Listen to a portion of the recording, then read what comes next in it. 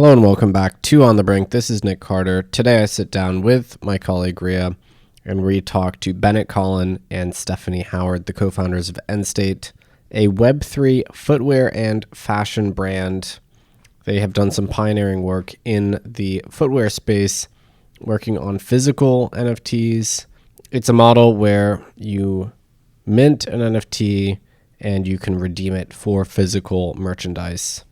They are a few drops deep into their existence now and have really pioneered the Web3 footwear model, which is taking off with other mainstream brands as well.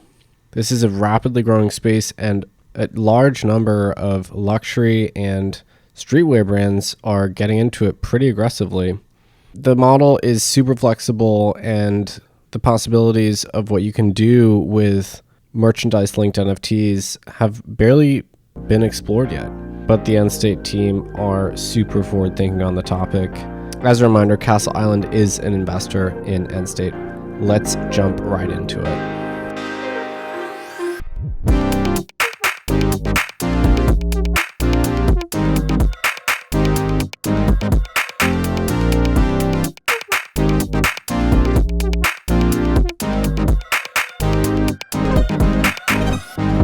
Welcome back to On the Brink. You have Nick and Ria here from Castle Island Ventures, and we're joined today by Bennett and Stephanie, who are the co-founders of Endstate, which is a Web3 brand that's pioneering the concept of redeem physical and retain digital NFTs. Endstate is also a Civ portfolio company. Welcome, Bennett and Stephanie. Excited to have you here. Thank you. Thanks for having us. So to kick it off, could you just start by giving us an introduction? Tell us about how you met and ultimately decide to tackle the digital twin NFT space together. And then in your own words, how would you describe Endstate as it stands today? Yeah, kind of a long backstory as to how we met and how Endstate came to be. It starts really with my first business venture, which was a company called Cognate, which was a trademark protection platform. And what we did there was use blockchain to help businesses protect their trademark rights. So we were essentially taking smart contracts and representing trademark rights on chain. And this was before ERC 721 was even, codified. So we had to create our own version of NFTs. And eventually, obviously NFTs became very well known and mainstream. But at the time, we were thinking that this could be a great place to help people enforce their rights, but also a way for them to sell them in secondary marketplaces and license them. And so I had always thought that tech for that company would apply really well to sneakers. As a lifelong sneakerhead, there's a lot of characteristics that sneakers actually share with intellectual property in terms of, non-fungibility, scarcity, secondary market, that I think would make it really interesting to associate NFTs with apparel. So I always kind of had that idea in my head of it being something that would work well together. And given that I had never, designed a sneaker or manufactured a sneaker, despite how many sneakers I owned, I needed a co-founder who brought that to the table. And I was actually lucky enough to go to a webinar where Stephanie was speaking. This was in 2020 when everything was webinars and there was no in-person events anywhere. She was speaking on a panel, and I just sort of added her on LinkedIn afterwards and bothered her for like 3 or 4 months about NFTs. And then in the middle of my, pestering her about this idea of sneakers and NFTs, Top Shot took off, and, CryptoPunks really started hitting the mainstream, and NFTs started, entering the mainstream consciousness a little bit more. And it just became really evident that now was the right time for this type of business. And Stephanie and I left our jobs in May of 2021 to co-found Endstate together. Stephanie, how did Bennett convince you to jump into the ring here and do a Web3 startup? He did a great job. I've been in this industry, in the sporting goods design industry, mostly in, sneaker design for over 25 years. Having worked as a design director at Nike and New Balance. And I was doing a lot of innovation work, right? When he met me, I was consulting for brands such as like Timberland, the North Face, Vans, almost entirely thinking about the future, right? What's on the emerging future? How can we make products differently? How can we understand insights into what people are going to want and need in the future. And I had not yet at all heard about NFTs or this technology in Web3. But when Bennett brought it up, I thought it was really interesting, like the idea that I could pack a lot more value into a product, right? I've been like, all we think about as product designers is how can we make something that somebody will covet and somebody, will delight somebody and make their lives better and problem solve for them. And this idea that a product could be so much more than the physical product itself, but could have all this utility, in this case, through like really meaningful, inspirational events that people could attend, or connections to people that we collaborate with that they're a super fan of. All of that just really got me excited. Like as a person who was very much interested in innovation, I loved the idea that a product could be so much more than the product itself in the physical world. I think that's a good segue for another question I had, which is, in your experience operating in this space and maybe through conversations that you've had with brands and creators that you've collaborated with or hope to work with, what do they highlight as the biggest reasons that they're leaning into this category? What activations or experiences are they excited about that they see this model unlock? The idea of being somebody, a creator or an athlete who has a big fan base and often, some ways disconnected from their community. I think they get really excited about this idea of having that deeper connection and, and building their own personal brands, beyond what they do now, right? So, in an athlete's perspective, a lot of these amazing, athletes are also amazing people in their own right. And they have, an audience that they'd like to kind of continue to talk to beyond what they're doing on field, if you will, or on the court. And so it's exciting for them to think about, how they can make a difference and, getting to know their fan base in a new way is one of the ways that they can make a difference. We also, all of our drops have a charitable component to it. And so whoever we're collaborating with gets to, choose how they're going to have an impact through selling a product. And a lot of these creators and athletes, don't have a, foot in the door in sneakers, right? It's a very, very coveted space for them. And it's also very complex. It's very complicated to make sneakers. We could spend an entire podcast just talking about the product development experience, but it's complex. And so, we're offering them, an entrance into the ecosystem of not just Web3, but also into, this coveted world of sneakers. I'm sure Bennett can add to, beyond that, but I feel like, there's a lot of exciting ways that we are building our brand and helping others kind of build their own personal brands at the same time. What was it that motivated you to launch a sort of first party brand, which is obviously a huge challenge in terms of differentiating yourself, as opposed to just creating, enabling technology for any of these existing brands, footwear brands, to make their way into the Web3 space? Going back to the genesis of the idea, a platform was one of the first things that crossed my mind, right? Making tooling that would allow the existing brands to enter the space and, for lack of a better word, tokenize their inventory or create these NFT product experiences. But the more I thought about it, the more it became apparent that the biggest and most exciting opportunity was to create a Web3 native brand that incorporated NFTs into the product ownership experience instead of trying to shoehorn NFTs into an existing brand, because it creates such an open space for us to innovate and try new products and try new activations and new perks for the NFT holders and different go-to-market strategies. Whereas the traditional brands are sort of pigeonholed in by their decades of branding and positioning within the market. They're not able to experiment as freely as we are. And so the idea of just being able to do things like throw a tailgate for holders of a particular NFT ahead of a football game, or airdrop them cheesesteaks based on, something that happens inside of a football game, or give a free pair of sneakers to, people who supported us in our first drop just seemed like way more fun and a lot more exciting than, trying to teach, legacy companies about the space and get them excited about it. And from like a very literal physical perspective, it also helps to own the whole supply chain, the whole manufacturing. I mean, I guess you have to re-examine your assumptions if you're an established brand and now all of a sudden you have to embed NFC chips in your products.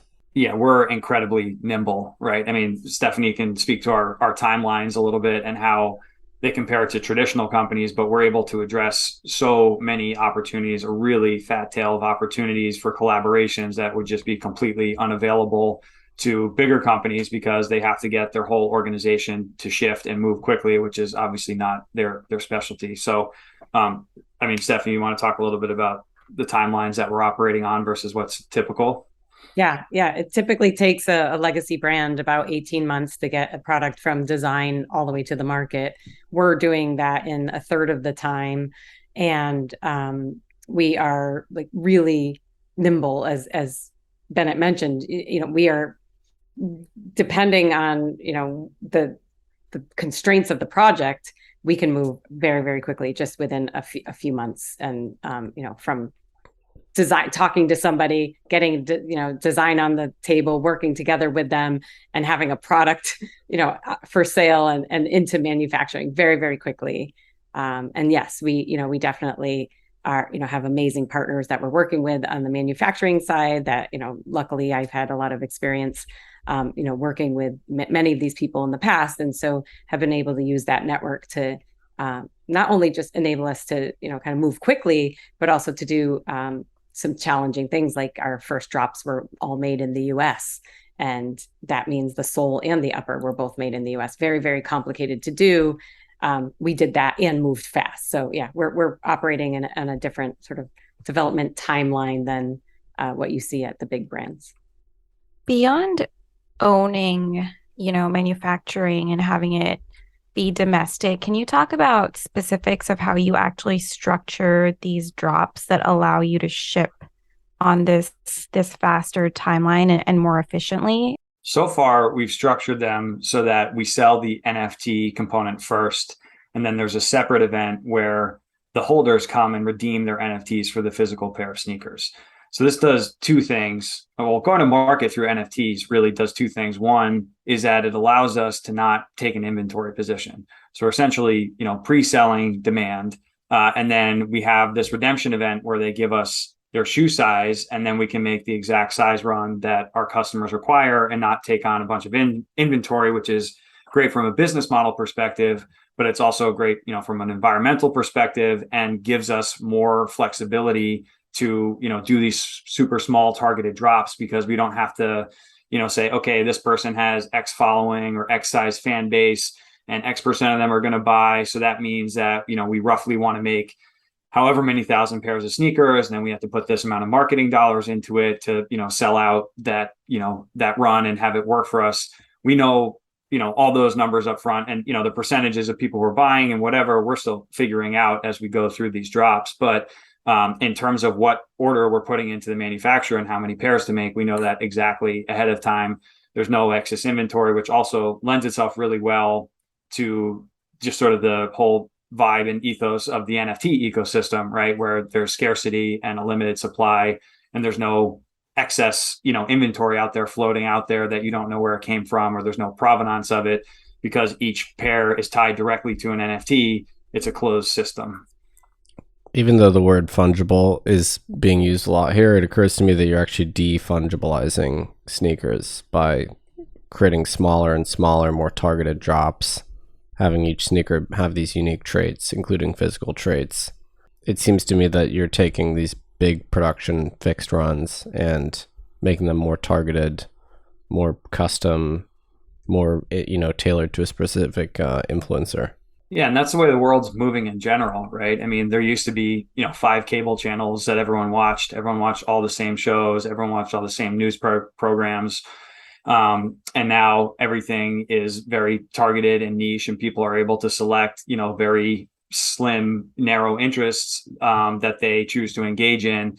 We've seen the same thing in sort of, brands and, with the direct to consumer stuff. I think that everything is moving towards, more targeted, serving the needs of particular populations.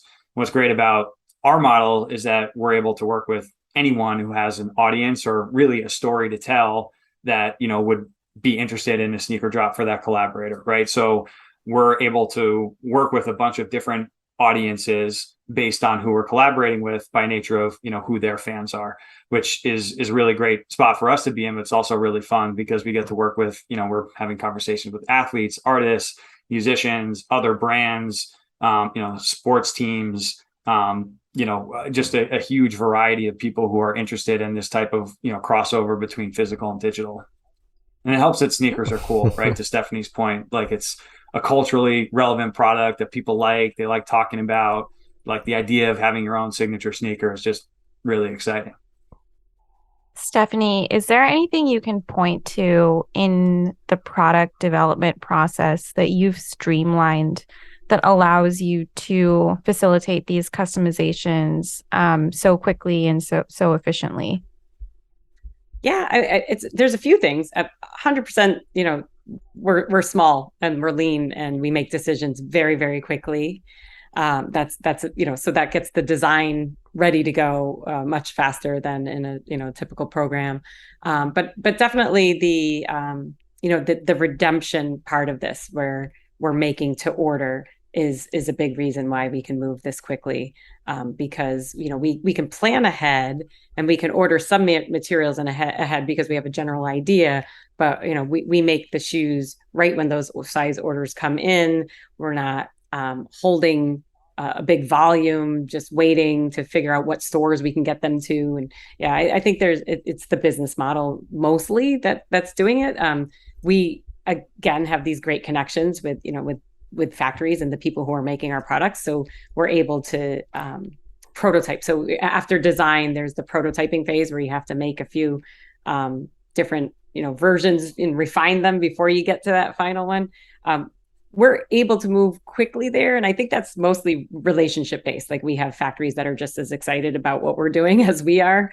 And so they're moving quickly for us, which, we're happy to have those partners. Was the decision to manufacture domestically ideological, or was there also sort of a pragmatic element to that? I think a combination of the two. I mean, certainly it was happening during the supply chain, the worst of the crisis.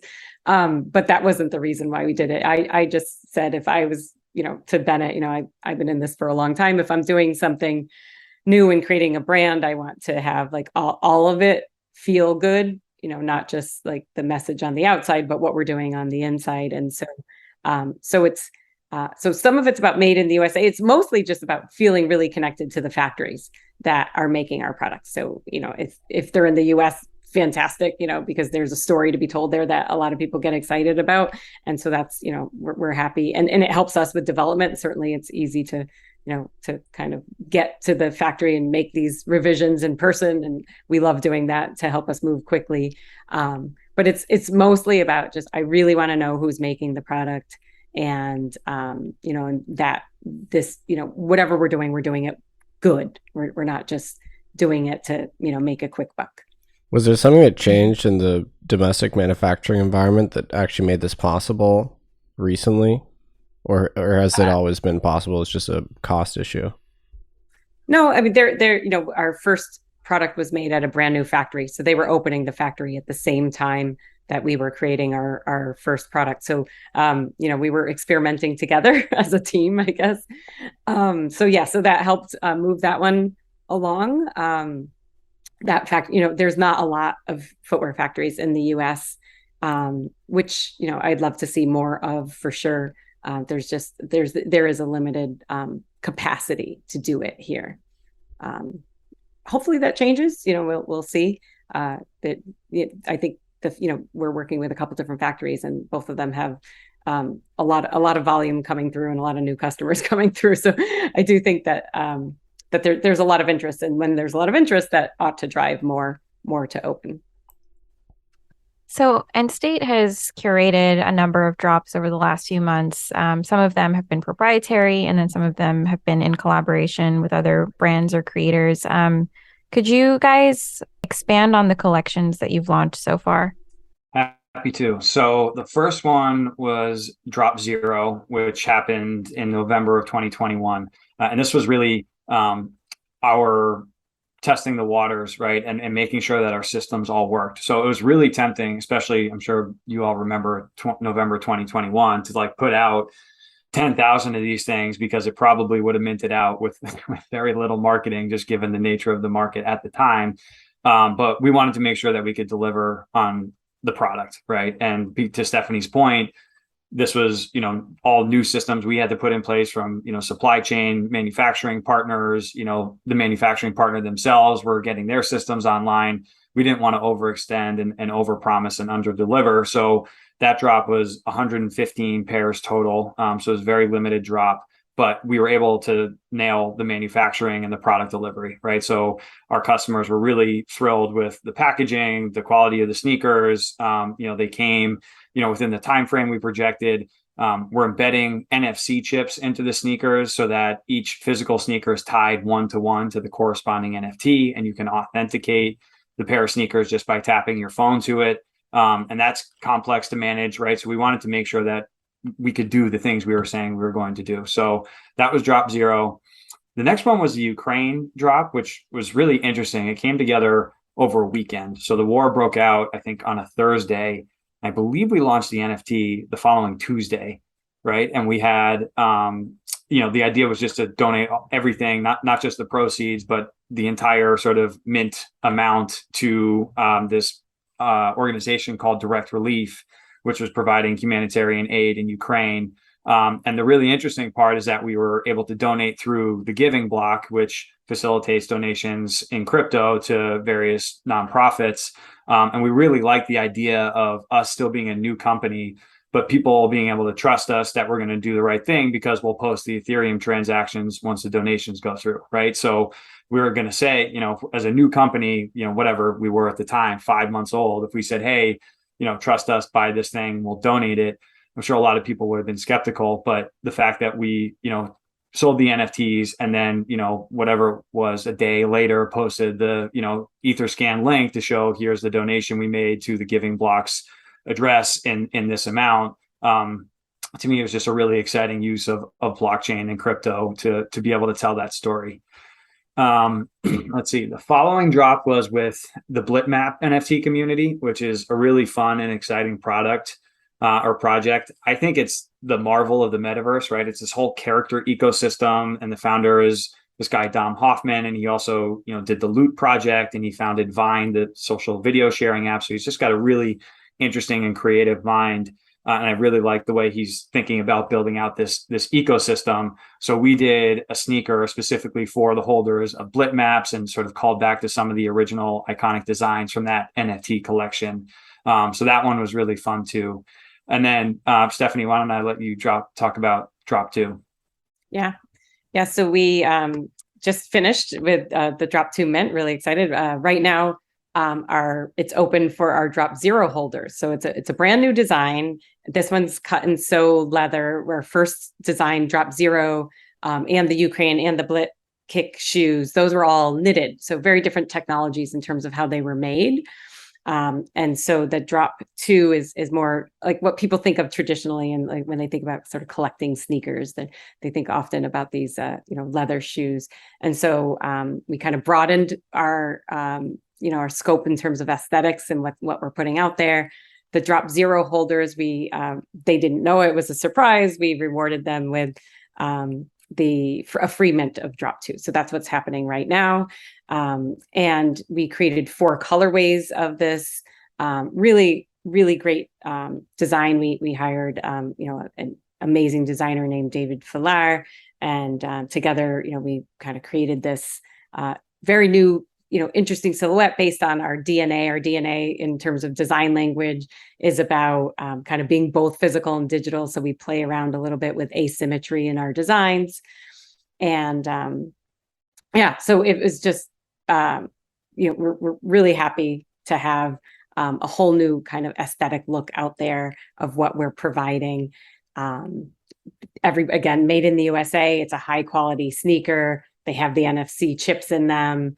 We have some in real life events, token gated, experiences planned in terms of what the holders of these will be able to, have in real life as well as in digital experiences that we have planned. We also did some physical rarities, right? So people are very used to having an NFT with digital rarities. We had that included in the NFTs, but those translate in real life onto the shoes. So there's certain accessories and laces and details that were in the NFT rarities that you would, get upon mint. And now we're going to deliver those in person, along with the shoes. So really exciting stuff there. I haven't seen that done before. I think we're, the first, if not one of the first, doing something along those lines. And then, of course, on the digital side, if they get the 3D sneakers, they'll have future integrations to wear in the metaverse. Those 6 tiers of rarities that I was talking about. And then, as people kind of enter become citizens of the Endstate, we like to call them, and enter our Discord, then they get access to sneak peeks of future drops.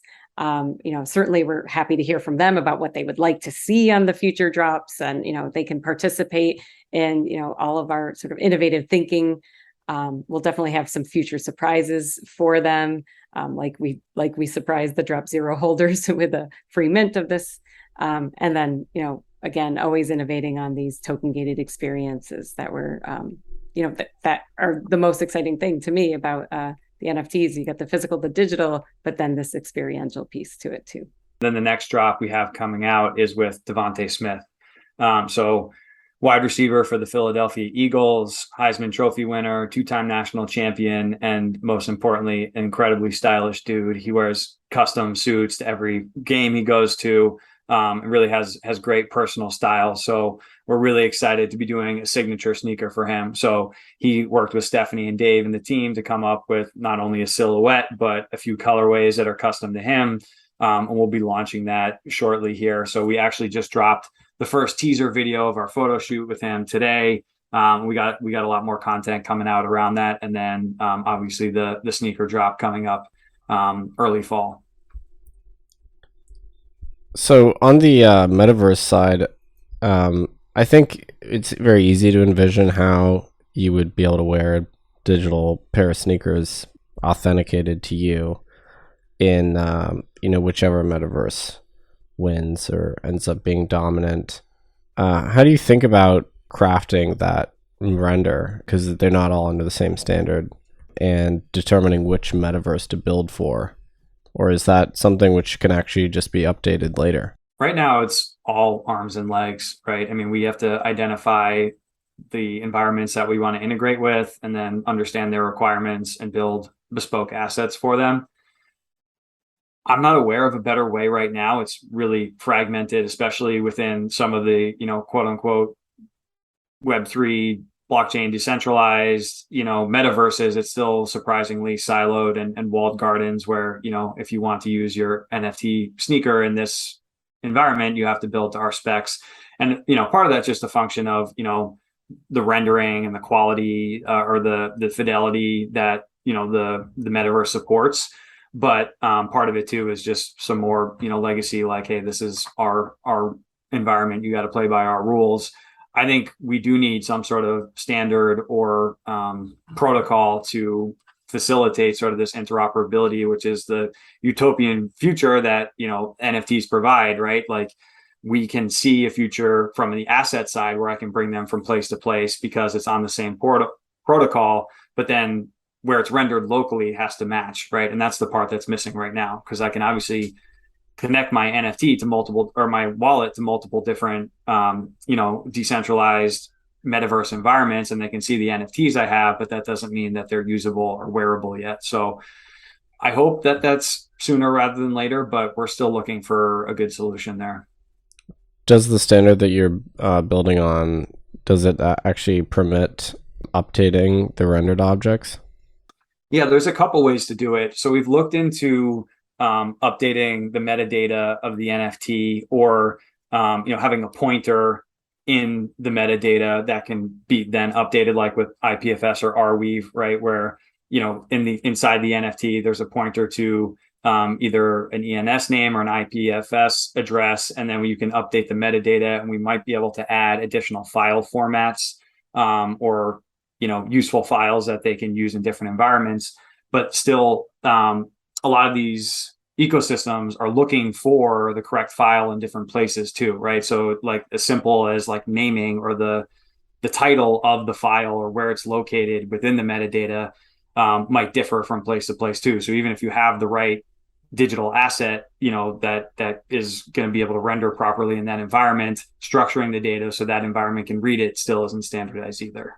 Just piggybacking kind of off of that question, you've launched, the initial, I think, 3 collections on Solana, and then this latest one you launched on Ethereum. What are the pros and cons as it relates to, this idea of being able to have flexibility around updating the metadata, or having certain tools at your disposal that allows you to curate these drops, and gives you more flexibility, or the enthusiasm of the communities of each of these respective networks? What are the pros and cons between the two that you've seen so far? Solana, it's interesting because I probably would have answered this differently, 6 months ago from now, and even 4 months ago from now. Ethereum gas fees have gone way, way down. So initially, when we were making a choice and looking at, Solana versus Ethereum, deploying, minting, testing, all of that was way easier on Solana because it was faster and cheaper. Now Ethereum is, for all intents and purposes, about the same as Solana. But putting the cost aside for a second, just sort of the speed and what we thought was like the facility of the user experience was a big factor in choosing the first drop for being Solana based. But for subsequent drops, it's really going to depend on the collaborator, right? So if it's an athlete who's sort of relying on us to help them think through the Web3 side, we'll probably make a suggestion. And maybe we have a marketplace partner or someone else we're working with that has a particular preference for a particular blockchain that will accommodate. Or if it's an NFT community, for instance, will obviously release on the chain that the NFT community is based on. So the Blitmap collaboration was actually Ethereum based because the Blitmap project is based on Ethereum. So chain agnostic is obviously like a buzzword, and people have been talking about it since like 2017, and interoperability and all that stuff. Still have miles and miles to go there, but I really believe that a lot of these chains have use cases or valuable use cases in different verticals or at different times, or even from collection to collection. So we're not maximalist by any case. And, I think each of them has their trade-offs. And again, speed, transactions, and transaction fees were sort of the main factors that we were making in the initial decision-making process.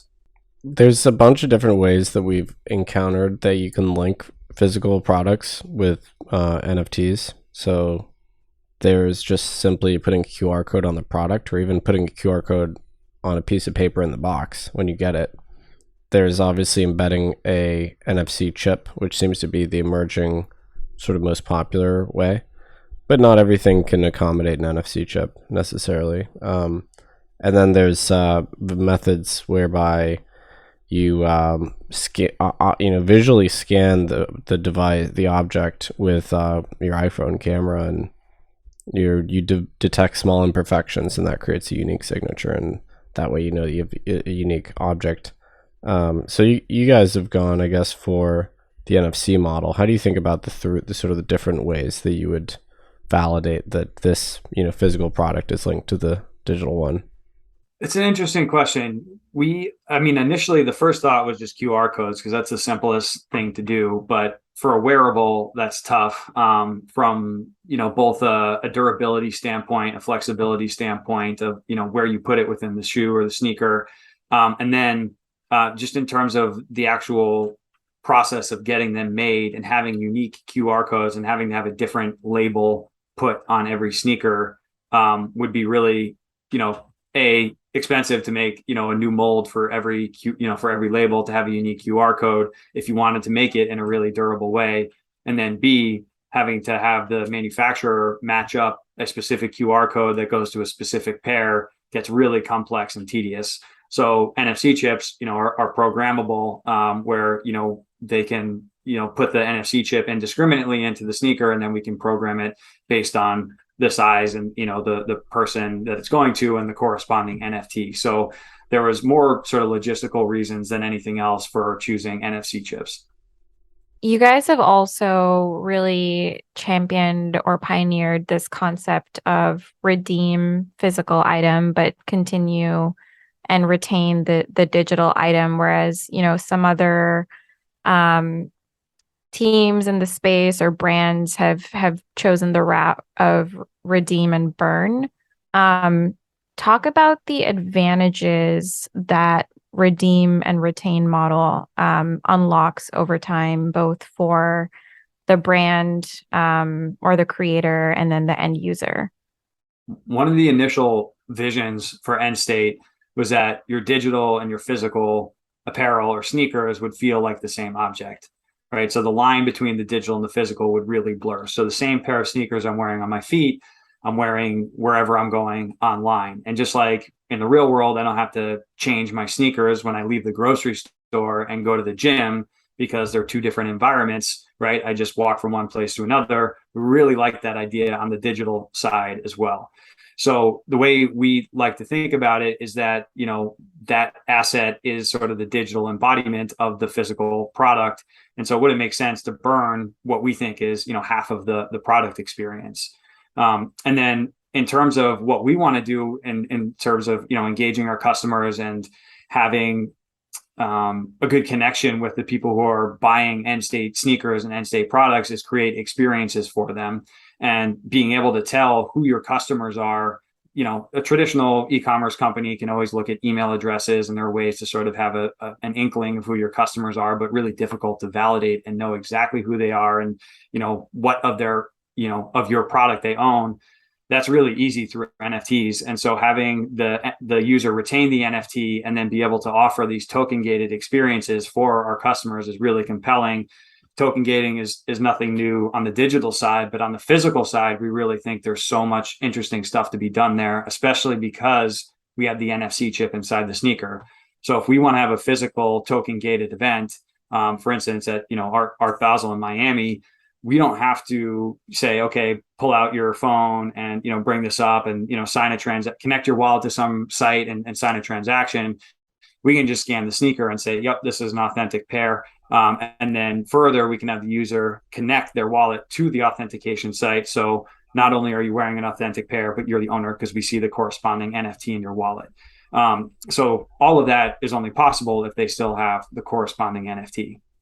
So this kind of brings up a nomenclature question, which still isn't settled. I mean, what do we call, merchandise that comes with an accompanying NFT? Digital twin is somewhat popular. Phygital, which I don't like. Bennett, I think you mentioned entangled when we were talking. I sometimes call them full stack. What should we call them? We like entangled. We think it just sort of hits what we're going for here, right? Like two things that even across great distances have knowledge of each other and they can't be described independently of one another. We think that concept that we stole from particle physics applies really well here. I like digital twin too. I definitely don't like phygital. It just sounds so gross coming off the tongue. So we're open if the industry goes towards digital twin, but we use entangled internally. So we've talked about sneakers as a really good use case for entangled NFTs. Are there other categories in meat space, either physical goods and items or experiences other than footwear that you see as low-hanging fruit or ripe for transitioning to this entangled model? Yeah, definitely. Apparel is an easy translation for us, right? To continue growth. People love all different types of, I guess I think of apparel and footwear as self-expression, right? So people are, love this idea of something that's custom or, specific to, whatever they love, and that's why they're wearing it, because it's helping them express who they are and what their story is. So starting with anything on the wearable side for sure, because that is, it just really fits our model and the customer base that we're building now. But we do believe that all products of value in the physical world will have a digital counterpart in the future. So it does open up the concept to even broader ideas. So one thing that got me pretty excited was the anti-counterfeiting properties that come with this. It's pretty hard, or if not impossible, to really counterfeit a physical product that has an entangled or associated NFT. And you can see the application in marketplaces. I think as far as high-end sneakers are concerned, if you want to sell them, you have to sort of send them off to a third party, mail them off, and they get authenticated, and then you can, arrange a sale through one of those third-party marketplaces. In theory, with this model, it would be trivial to verify that you actually own the object itself, and you could engage in a peer-to-peer secondary marketplace, potentially even with royalties for creators. How far along are those ideas? I haven't really seen any of that developed yet, but is that also part of the thesis here? Yeah, absolutely. I mean, part of the reason why NFTs are exciting for physical products is for resale, right? And, in terms of, making sure that the original creators are compensated, but then also facilitating trusted transactions without an intermediary. So I think there's some infrastructure work that needs to be done, and maybe some oracles that need to be created or improved in order to get data like condition of the sneakers matching, the way the seller described it in the original posting. And, even if you're using, let's say, your UPS tracking number as an oracle for confirming that the buyer received the pair, what happens if the UPS person, scans that it's delivered and then jacks it, or someone else steals it off their porch? How does that work when there is no intermediary and it's completely peer-to-peer? All of those are solvable, but there's some work to be done on the infrastructure side. That's definitely where we see all of this going. So digital-only NFTs initially faced a lot of criticism or pushback, maybe from mainstream audiences, that this criticism of right-click download. It was hard for them to wrap their heads around the value of having of one, there being a scarce digital object that's whose provenance is tracked on chain, and I guess the question is, do you see entangled NFTs where there is this tangible, physical, or experiential aspect as being a Trojan horse that onboards more people into Web3 and gets them to understand the longer term vision and trajectory of Web3? Yes, for sure. We were just talking about today, as we think about how we're communicating outward, our messaging, and a lot of what we need to do is do some education there and explain, you're getting, if you're a sneakerhead, right, and you're not as, deeply interested in sort of what NFTs are yet, we can explain to you, you're getting a sneaker, but you're also getting rewards and perks with that, right? And, it's not necessarily about, what people think of as, maybe what the very little that they've heard of in terms of what NFTs are. We have to do some education there and messaging to help people understand, like, you're getting a physical product packed with a whole lot of value, rewards, perks that are going to keep coming at you over time. Really exciting stuff. I don't think it's going to be hard to explain that to people, but, we definitely need to focus on it. And anybody who's doing sort of the physical digital combination in the NFT space, really needs to help, kind of get the word out, because I do see a lot of people that don't understand all of the promise of Web3. There's so much to it. It's a lot to explain, but to simplify it and to help onboard them through, physical products with way extra value, I think that's a good way to do it. Looking ahead, what can you tell us about the future state of Endstate in terms of partnerships, or what you'd like the product to look like, what you'd like the digital experiences to look like? Yeah, like I said earlier, one of the things we're most excited about is just the broad swath of potential collaborations that would make sense and fit within our brand. So, we have a big pipeline of athletes who we're talking to about doing signature sneakers for, but also artists, musicians, other brands, even sports teams, venues. Really, there's a lot of green space here for us to experiment with. But our immediate roadmap is going to be working through these collaborators and releasing, some really exciting collaborations across sneaker culture, sports, and music, and then also facilitating experiences related to the collaborators.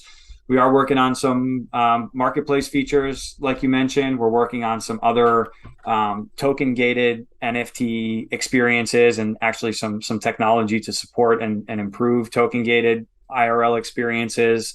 Also have some metaverse environments that we're working on. So to your point earlier, there's no real metaverse winner yet. So we're building out a couple of what we call embassies in multiple different virtual environments to, build out our presence in those ecosystems, and we're doing some experimentation there too. So we also actually, one of the things we do with the physical sneakers is we have a QR code on the side that launches an AR experience, and an AR version of the shoes. And we really are fascinated by AR and fashion in particular. So we're experimenting with some things there around geofence AR experiences, and have a roadmap that we want to execute on the physical and the digital, in terms of like your physical location and proximity to certain events that we're doing, or certain monuments. So got a lot on the roadmap. Turning the focus away from Endstate, are there specific drops that you found very tasteful or compelling from other luxury or collectible brands? I thought the Punks Tiffany collaboration was genius. I thought they did a great job with that, like the way they marketed it, the way they priced it, the sort of combining the punk with the Tiffany voucher or whatever they called it to actually get the pendant created. I thought that was really well done, and just a great fit. Super cool. I wish I had a punk so I could have gotten one of those. Stephanie, were there any that you really liked? Actually, I was going to say the Tiffany one as well. So I did. I really adored what they did, and what a great brand to do it. So one last one from me. Since we started talking to you guys, maybe it was December last year, December 2021, compared to where we are now, there are a lot more players in this category.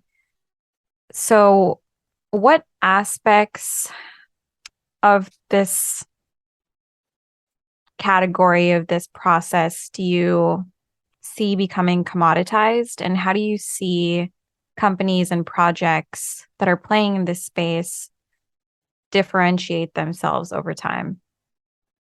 Yeah, I think there's going to be two main categories in the immediate future. One is entangled to traditional brands products, right? So brands who are tokenizing their inventory or attaching NFTs to products that they already sell. And then there's going to be web3 native or brands that started for the purpose of incorporating NFTs into the product ownership experience. I think the latter are going to have a big leg up in creating new and interesting experiences.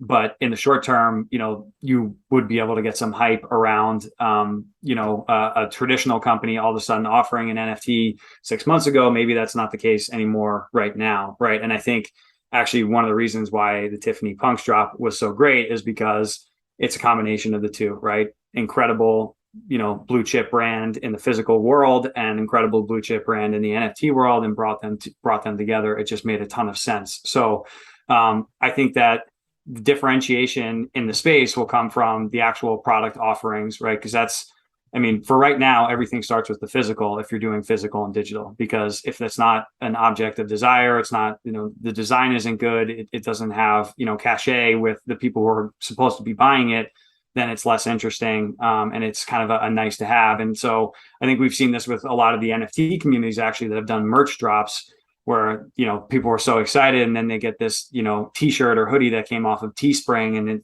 it's thin and whatever, and it feels like something you would get for at a playoff baseball game that said Bank of America across the back or whatever. right? And people have like these really disappointing merch experiences because it wasn't native to sort of the experience that was intended initially, right? And so I think that having that forethought and really thinking about the whole product experience from front to back is going to be really important in differentiating brands, especially as more people enter the space. Well, I think we'll leave it there for now. Really excited to see what directions you take this. Really impressed at the pace of the iteration, the drops, the different profiles we've seen from you. Super psyched to see what future directions you take it and where you go with the digital counterpart too. And excited to be backers as well. So Stephanie, Bennett, thanks so much for coming on. Thanks for having us. Thanks for having us.